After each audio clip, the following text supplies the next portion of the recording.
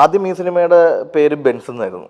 ആണോ? ഓക്കെ. അങ്ങനെയാണ് നമ്മൾ വർക്കിംഗ് ടൈറ്റിലൊക്കെ ചെയ്തു വന്നത്. പിന്നെ അത് ഞാൻ പറഞ്ഞില്ല, ഒരു കുറേ വർഷങ്ങൾക്ക് മുമ്പ് വർക്ക് ചെയ്ത് തുടങ്ങിയ ഒരു സിനിമയാണിത്.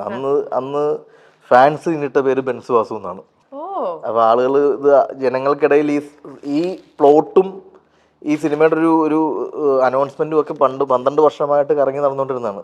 ഇതിന്റെ ഏറ്റവും അത്ഭുതം എന്താണെന്ന് വെച്ച് കഴിഞ്ഞാൽ, ഞാൻ സിനിമയൊക്കെ ചിന്തിക്കുന്നതിന് മുൻപ്, അപ്പം ഞാൻ എന്താ പറയുക, സിനിമാ സംവിധായകൻ എഴുത്ത് അല്ലെങ്കിൽ സിനിമയിലേക്ക് എത്തും എന്നൊക്കെ 2015, 14, 16 സമയത്തൊന്നും എൻ്റെ തലയിൽ പോലും ഇല്ല. ഞാൻ അന്ന് ആക്ട് ചെയ്യാൻ നടക്കുക, ഓഡീഷൻസ് അറ്റൻഡ് ചെയ്യാൻ നടക്കുകയാണ്. അപ്പോൾ അന്ന് എങ്ങനെയെങ്കിലും സിനിമയിൽ എത്തണം എന്ന് പറയുമ്പം ഇവൻ കടുകട്ടിയായിട്ടൊരു മോഹൻലാൽ ഫാനാണ്. അപ്പോൾ ഈ ലാലേട്ടൻ്റെ എല്ലാ അപ്ഡേറ്റുകളും നമ്മൾ ഫോളോ ചെയ്യാറുള്ളതാണ്. അന്ന് ഞാൻ ഈ പടത്തിൻ്റെ അനൗൺസ്മെൻറ്റ് കണ്ടിട്ടുണ്ട്.